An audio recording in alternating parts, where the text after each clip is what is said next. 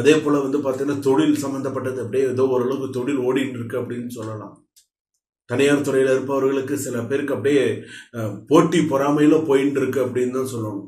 அடுத்ததாக வந்து பார்த்தீங்க அப்படின்னு சொன்னால் அரசாங்க உத்தியோகத்தில் இருப்பவர்களும் கேட்கவே வேண்டாம். விரும்பத்தகாத இடத்துல இடமாற்றம், தேவையில்லாத ஒரு மன உளைச்சல், மனசங்கடங்கள், அதாவது எக்கு தப்பா மாட்டிண்டு அரசாங்க உத்தியோகத்தில் இருப்பவர்கள் முடிச்சுட்டு இருக்காங்க அப்படின்னு சொல்லலாம். அந்த அளவுக்கு சில பிரச்சனைகள் இருந்துட்டு தான் இருக்கு. கணவன் மனைவி அதிக ஒற்றுமை தேவை. இந்த நேரத்தில் நீங்கள் ஒத்துமையாக இருந்து சில விஷயங்கள்லாம் கொண்டு போகணும். குழந்தைகளை பாருங்க, ஒற்றுமையாக இருக்கிறதுக்கு முயற்சி பண்ணுங்க.